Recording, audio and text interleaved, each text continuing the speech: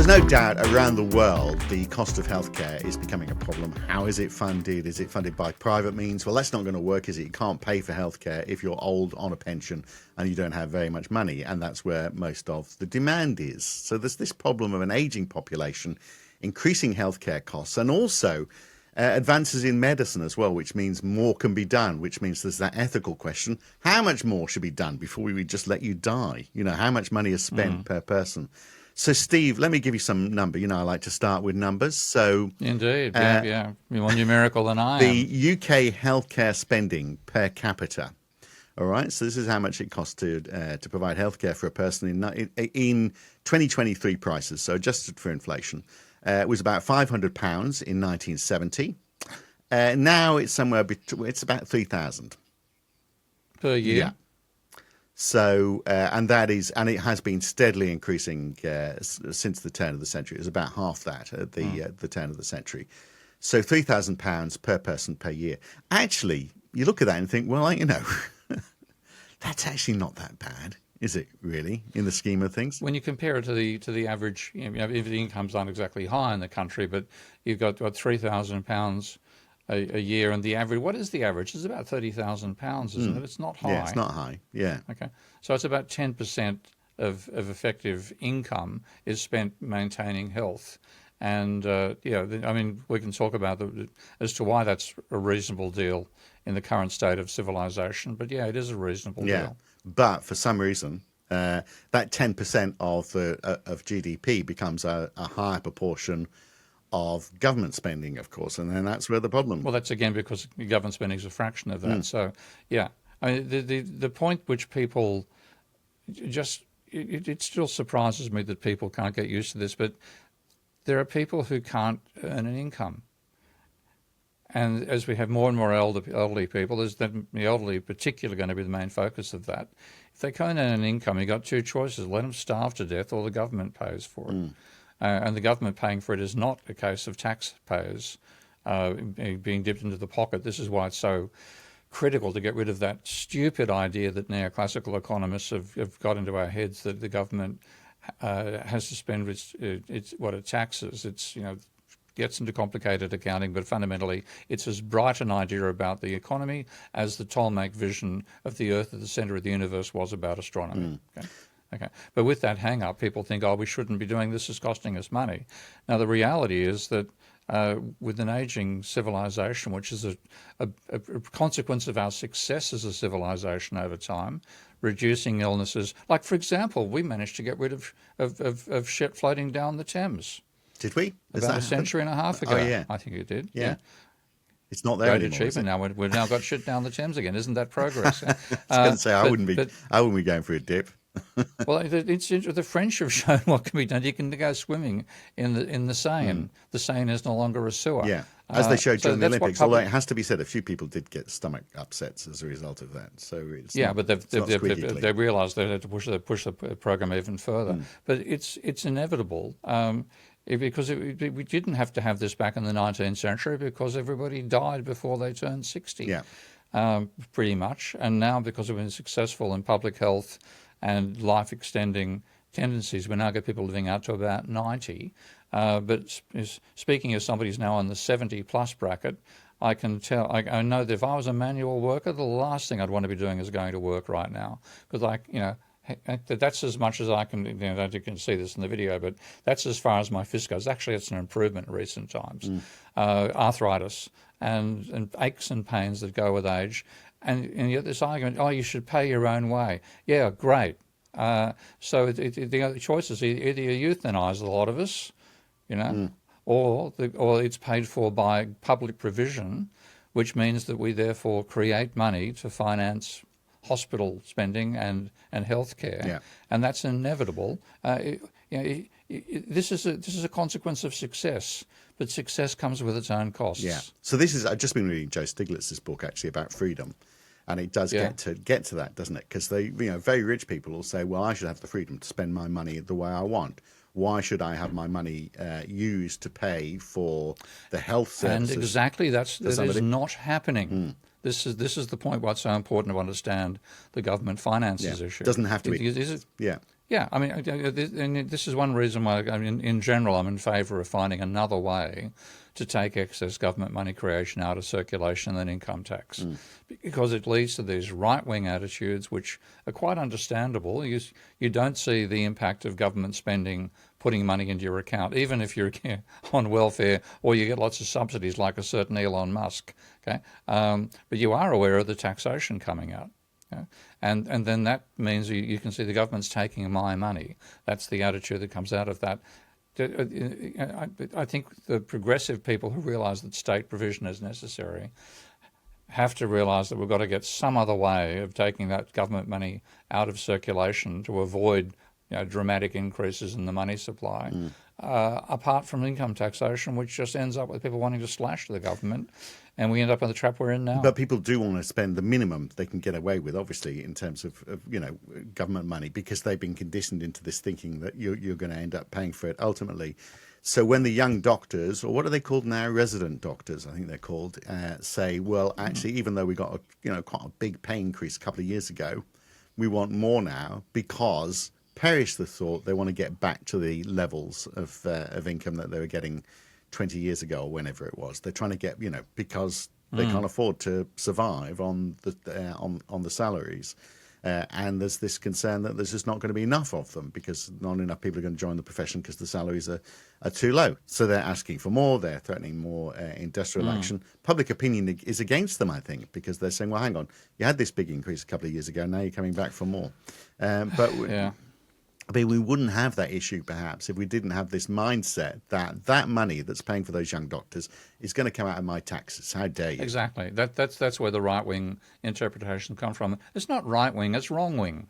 This is the point that it's so frustrating to see, because once you do the accounting, and of course I am the global expert on that. I mean, an MMT mob can do a bit of the double entry bookkeeping, but none of them invent anything like Ravel. They can't put the whole framework out. I can. And when you do it, it's bloody obvious that the government is not borrowing when it sells bonds. Okay? It is not using taxation. What taxation revenue does fundamentally is make sure that the government's account at the central bank doesn't go into overdraft. That's really what it does.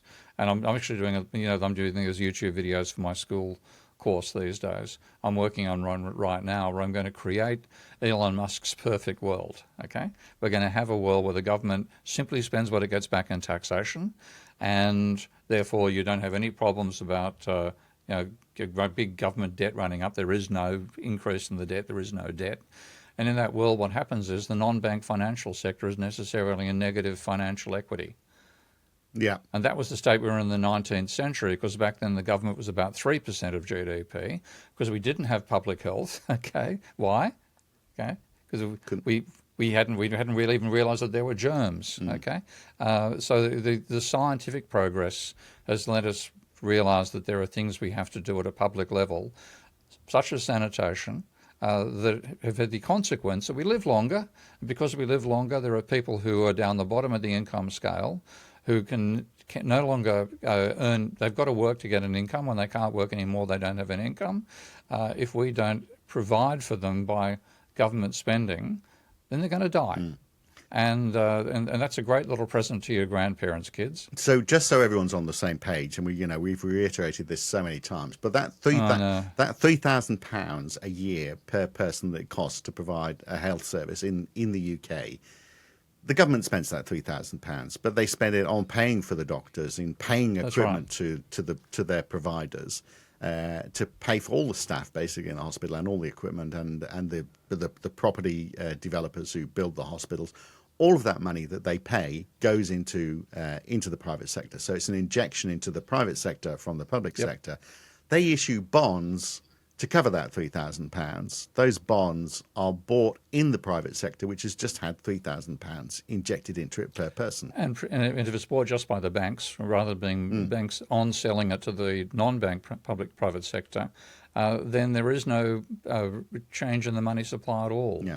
This is getting that accounting point is so important, because when the government spends more than it takes back in taxation, it puts that money in people's bank accounts. The double entry is necessarily part of that is an increase in reserves.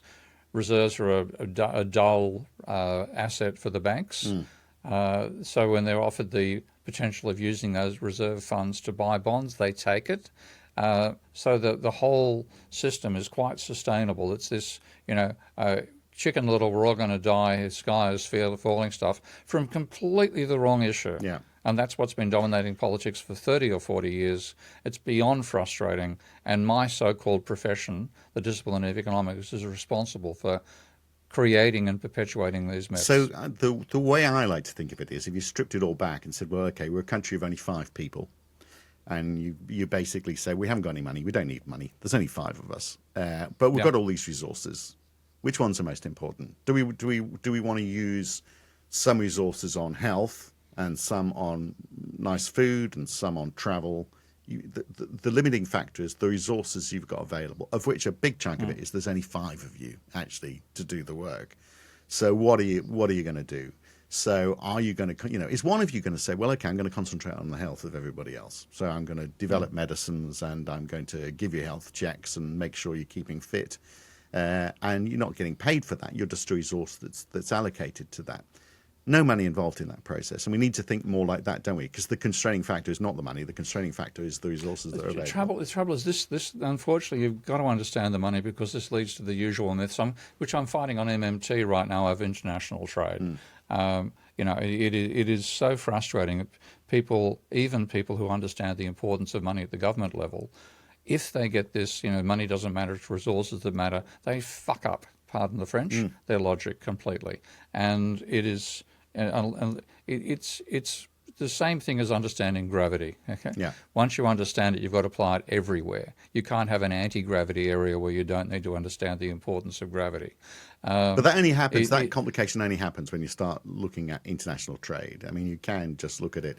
If it was a self-contained economy, which obviously doesn't exist, you could just look at it from a resources point of view, couldn't you? And then we're stuck we're just within the realm of the part that MMT is correct about, which is government money creation. But the ultimate constraint, as Keynes put it, and of course it's something that Rachel Reeves reversed in one of her speeches, and I'm pretty much sure it was deliberate. Keynes said, if we can do it, we can afford it. Rachel Reeves was saying, if we can't afford it, we can't do it. Yeah. Now and that is the and therefore you die. And therefore you die. Okay, so fortunately, one of the first deaths is most likely to be Keir Starmer's and Rachel Reeves' political death, because the way things go in the UK, I can't see them surviving till next year. Yeah, I know. Astonishing, isn't it, how they kind of stuffed up so badly? Actually, on the Y Curve podcast, the latest Y Curve podcast that I do is looking at just that. How did they get it so wrong, given they came from such a strong position? But yeah, it's a lack of understanding, isn't it, of this stuff? Yeah. The fact that they are trying to, actually, what they're trying to do is get a deficit down by a staggering amount, almost halving it in a year, because it, as far as they're concerned, it got so out of control post-COVID, and so they're trying to rein it in, and they're worried about the bond vigilantes because they think of Liz Truss, which came from the government, the Bank of England not backing up the bond sales. Yeah. And also because it just wasn't signalled either. I mean, it was all a shock. Out of the blue. Yeah. So all of a sudden, bond prices went down, and everyone was caught out. I mean, if you signal it well, Britain strangely is trying to reel back this deficit faster than anybody else. And you've sworn, so I can say, and it's a fucking Labour government. Why would a Labour government be trying to bring back a deficit faster than the Tories were trying to do it? What is going on there? Well, that's who's the Conservative who just died recently? Forgotten his name, the but former Chancellor. Who was involved in the Brighton bombing. No, I think he was the one who, when Maggie Thatcher was, I think he was the one who was an advisor of Maggie Thatcher, was asked, "Will you be happy when there's a Conservative government in power?" And his response was, "No, I'll be happy when there are 2 Conservative parties vying for power." Yeah. Now the absolute. We thought Tony Blair was that. Okay, well, Tony's an amateur compared to Keir and Rachel. Yeah. And they've just gone full economics textbook. They believe they're doing the right thing. I think they believe they're doing the right thing. And they're shooting the bloody country in the foot, and they're going through their kneecaps in the process. So, yeah, I'm looking forward to seeing them being turfed out of the Labour Party. And we've now got 2 or 3 new political parties that are being formed in the UK to fill the vacuum made by the fact that there are at the top level of the British politics, there are only two Conservative parties vying for power. Neither of them know can I use the word again? What the fuck they're doing. So the fact that it now costs £3,000 to provide healthcare for somebody, and it was £500 in 1970, in current prices, The same real terms, so 6 times as much real cost. yeah. I mean, the reasons for that are obviously, first of all, the aging population, but a big chunk of it as well is medical advances. So we can do it. We can do a lot more. So back in 1970, the average age for a male life expectancy was just under 69. For a woman, it was 75. Now, for a man, it's gone from 69 to 79. So we've added 10 years to people's lives in that time. And for a woman, it's gone from 75 to 83. So added 8 years on. So, I mean, that is quite an advance in life expectancy. So if you were to do the sums on that and go, well, okay, how much is that extra life expectancy costing? Then you would think it's good value for money, wouldn't you? Unless you're an absolute bastard and you say, yeah, but what are you doing in that 10 years? You're not contributing to the economy. You're just taking it away because you're not earning. But, of course, you are contributing to that economy because you are spending over that time, which is often neglected. We would have a huge problem of insufficient aggregate demand if we relied upon only what the private sector itself can finance. And this is the dilemma. And it shows how heartless the concepts in economics are, that people can be thinking, oh, well, it'll be better off if you died because then you won't add so much to the government debt. It's saying that we should really have failures rather than achievements. Then we'd all be happy. Yeah. Look, when we come back, let's look at the value of human life, but also let's look at inflation as well, because that is a factor that can't be ignored, particularly as a greater demand on a limited number of services to provide the health coverage we need. When we come back on the Debunking Economics podcast, back in a second. Well, Steve, one of the interesting things I find is particularly when we're talking about now, whether the young doctors, or whatever they're called, resident doctors, whether they should be getting a pay increase, or whether nurses should get a pay increase, is that there's a lot of people saying no, they've had enough. It's coming out of the public purse, and these are people who work in the commercial sector, who are paid what they're worth. So as far as they're concerned, so they think. Well, maybe they're not, but at least they demand. They have that ability to negotiate their salary, and if they won't do it for that amount of money, somebody else will do it for that amount of money. So, so companies are not left with vast numbers of empty vacancies. You don't have a major corporation, for example, saying, look, we haven't got a CEO because we can't afford to pay them.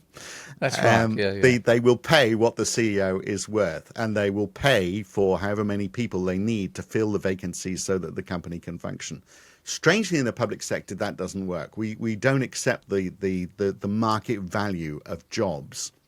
We set it low, and we are happy to accept there's a vast number of vacancies, which means that department can't function at an optimum because we are not accepting the market value for jobs. So if doctors were getting paid what they're worth, there would be no shortage of doctors, because every doctor's job would be filled because everyone thinks that's fair pay for the work I'm doing. The fact that there's vacancies means that there's not a market value being applied to those jobs. But I got a shock, I must admit, because being used to the Australian medical system, if you're a doctor in Australia, you're in the upper income deciles for sure. Okay?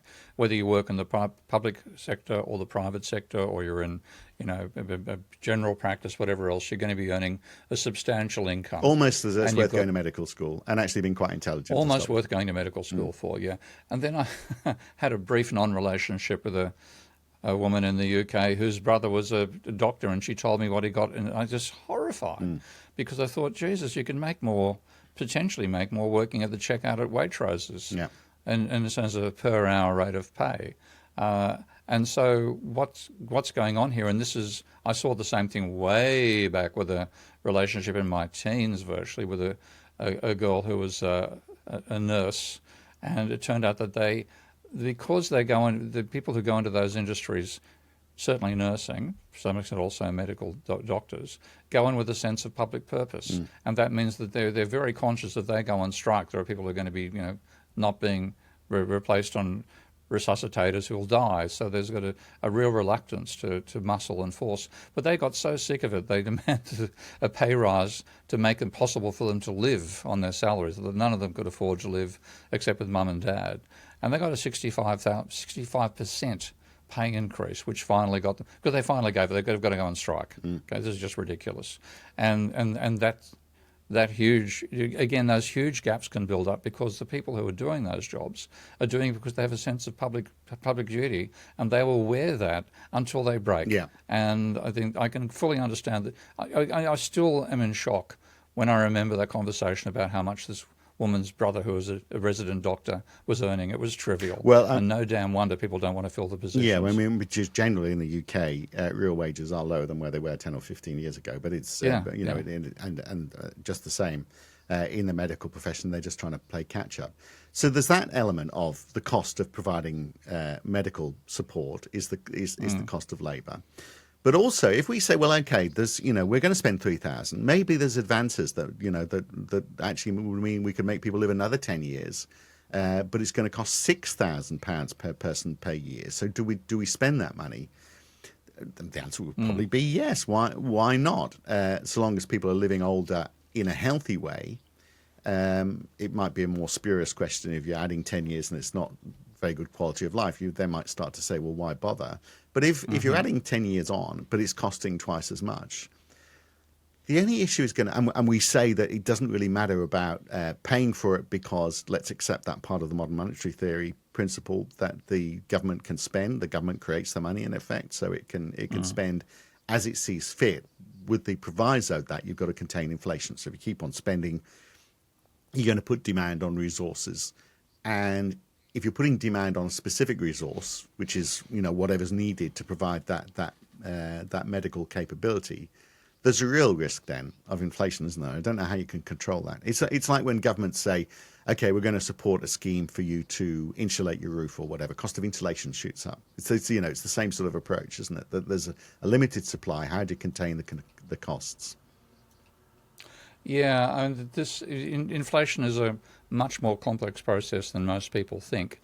I've actually got a couple of colleagues and supporters who are doing good work on inflation and finding it's mainly private money creation that causes inflation, which confirms my less statistically expert work that I've done on the same front, that it's actually the private sector that causes most of the booms and busts in prices, and the government fills in the gaps later. But I want to give, let's push our video here a bit. I'm going to share my screen. So most of the audience listening on audio, I'll do my best to try and describe what's happening. But you can. So we are on YouTube, by the way. Just search for Debunking Economics, the podcast on YouTube, if you want to watch this every week.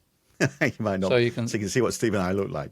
You might be straight back to the audio fairly quickly. Yeah, I think you go back to the voice straight away. Okay, but have a look. Just tell the audience what they're looking at there. So what we've got is a graph showing the CPI index for the United States from the 1800s to 2007, and it really picks up in the 1960s and rises very sharply since the mid-80s.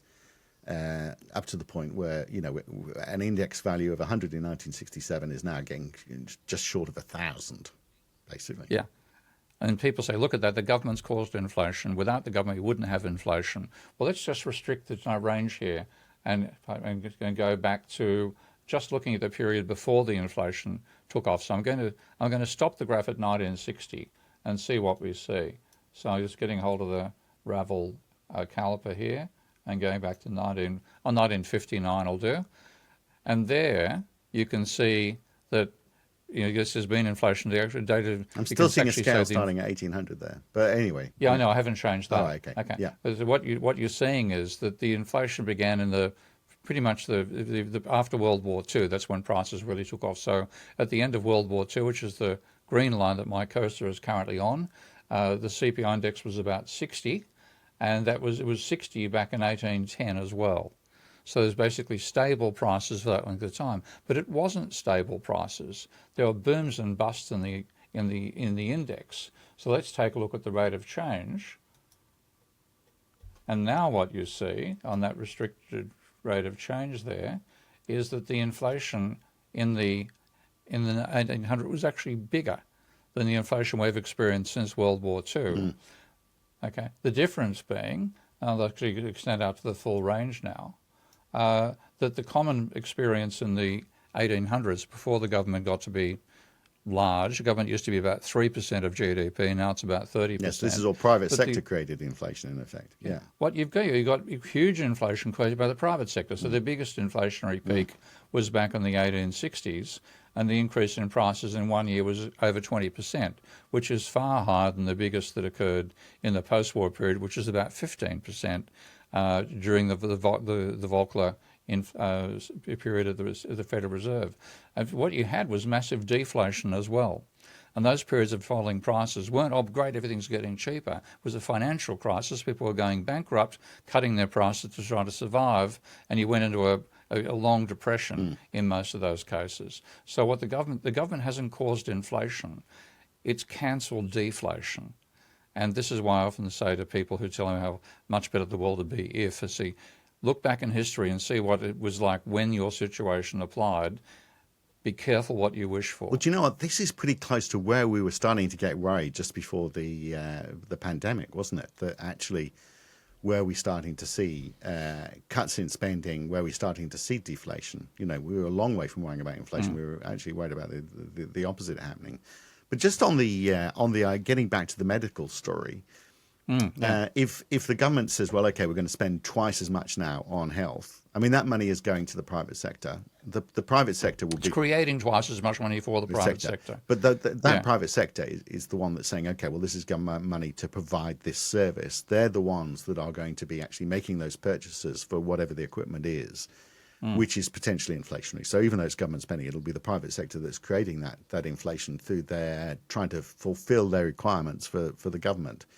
So that is no two bones about it. That's the real issue, isn't it? If you ramp up health spending, there's the danger that you are going to be placing demands on a limited resource. But the thing is, the reason the UK has got limited resources is because it hasn't created enough demand. We live in a demand-driven. This is the essence of capitalism. It's demand-driven, and the demand comes from two major sources: firms wishing to invest, and consumers needing to spend. And if you have an economy where people are worried about spending, there's no consumer demand, and that's what induces the investment. So you have a consumption, as we get an older population, there's more and more people who can't afford to consume out of their income, and therefore you get a suppressing the level of demand, which means you have less investment and therefore less capacity to create those resources. So this is an inevitable consequence of the successes we've had in human health over time. We therefore generate more people who can't earn an income, and therefore if we want to continue providing with that health, it has to be provided by the government creating the money that creates the people, that enables the people to be hired, the doctors, it enables the corporations to be paid to create the new medical devices, which further extend health. But the only way that's going to work is if the state creates the money. And so if you don't, you get the situation where the UK is in a pathetic situation for public health and public utilities in general. Go to China. I keep on recommending that these days. And you see the opposite. A country is spending like crazy, but what it's doing, it's creating resources at the same thing so rapidly that it's often experiencing deflation, mild deflation, not the inflation the UK is experiencing and worrying about. Well, I'm not sure it's that mild at the moment, actually. It seems to be getting worse, doesn't it, in China? But a chunk of that is because they're having to drop prices because they just lost their biggest market for exports. Might be a bit to do with it. Yeah. But, okay. Maybe there's some old people who shouldn't last forever. So what we're saying is the myth is that money spent on healthcare is money that could be spent elsewhere. It's an opportunity cost argument. That's a myth. Exactly, yeah. And we need to get people thinking about that. But is there a limit then on how much you spend on healthcare? Because there is this urge, isn't there, to try and say, well, okay, let's put a figure. How much should you spend on a human life? How much should you, if you've got the question about whether you keep a machine going, for example, is it a monetary question or is it just an ethical question? Yeah, well, it becomes ethical as well. I mean, the thing is, as well. But you still think it's a monetary question. We shouldn't. it's a monetary question fundamentally. And the thing is, if you've had the sort of success that humanity's had over the last 200 years in public health, and public health meaning everybody at once, and then private health meaning individuals getting treatment, then you're going to have, unless you have an egalitarian distribution of income, which we don't have, then you're going to make to the point where the poor can't afford to pay for it and the rich can. And then if you let that be the rule of the market, then you're going to have the poor dying in appalling circumstances, pensioners freezing to death at winter.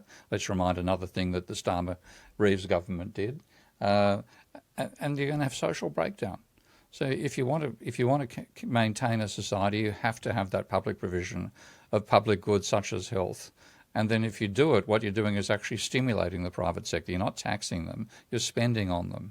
And so all these myths are just, it's tragic watching them play out, actually, and particularly seeing that the party that created the national health is now destroying it in the belief they're saving it because they're following textbooks which are full of garbage. Well, we are leading ourselves, aren't we, by the lowest cost measure to just muddling our way through rather than looking at the opportunity as a whole. Tebbit, was it Tebbit? Norman Tebbit, that's the guy. Norman well Tebbit, done. Where did that come from? Just out of the blue. Yeah. Just out of the blue, and the way the brain works, and I'm not even English, so I still remember his name. But I saw somebody saying that on Twitter, what we should do is put his funeral out to private tender, and let the group that makes the lowest bid be the ones that gets the contract. That's how they should do his state funeral. Right.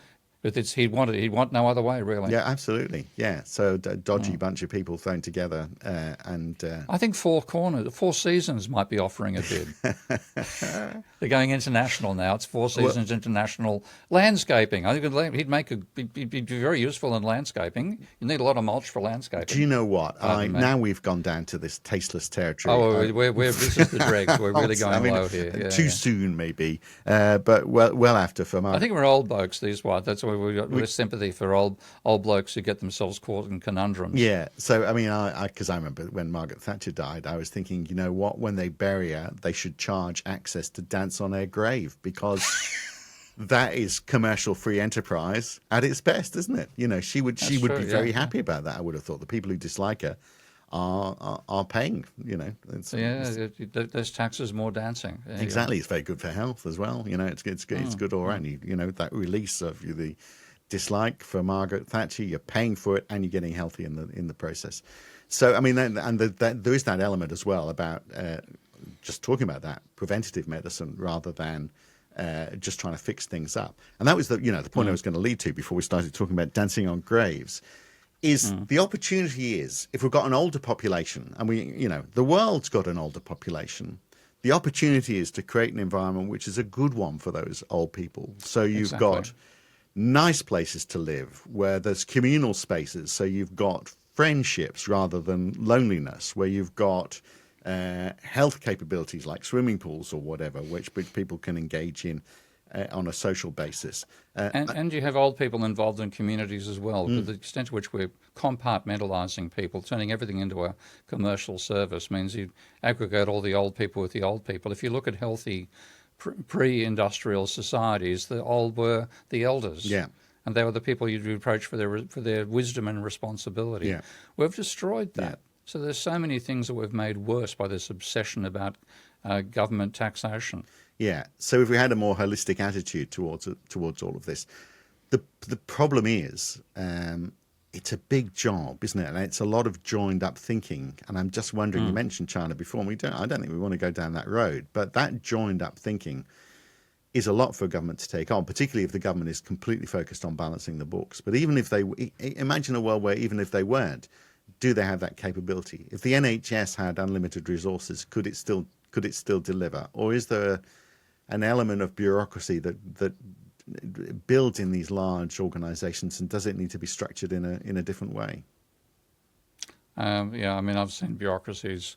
I mean, the worst bureaucracies I've seen in my life came out of the attempt to reduce bureaucracy at universities, by privatising everything, by turning education into a private enterprise rather than a public service. And the amount of bureaucracy we got on top of us, got sick of bureaucrats. My final day in a university sector was abusing, very much against my normal behaviour, but I was just so stressed out by the whole situation. I found myself abusing a bunch of clerical staff because my head of school office had been turned into their cafeteria. And like, it's just to see the extent to which the bureaucrats have dominated the academic That's sector because without they will knowing have what been looking. academics They will have do. been struggling for measures, and that's often the way, isn't it? So you privatise what was previously a government-provided service. You're looking for measures to say, well, okay, how well are you performing? And very often they're not real measures. So for the health service, the measure is quite straightforward, isn't it? It's not the efficiencies, economic efficiencies or financial efficiencies of a hospital. It's actually how much better people are as a result of what they're providing. That's the only measure actually for the health service. It's how healthy. And then in they my are. case, it'd be how much more educated people are. Yeah. And look, on that front, we've gone backwards like Yeah. crazy in the last half century. Yeah.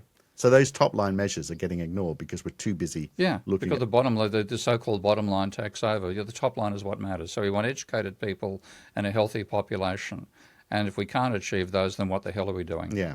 So has anyone got this right, do you think? On either of those, Again, health or education?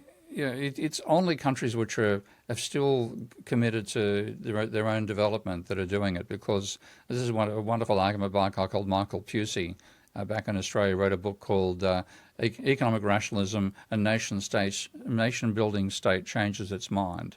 And you had the period, particularly under the Conservative government in Australia those days, Robert Menzies, who was absolutely besotted with the Queen and quite a classic Conservative. He was into nation building. So the whole idea of being budget penny pinching was completely against the principles of one Robert Menzies, who was as Tory as you can hope for in the Australian circumstance. But he understood the role of the state in building a nation.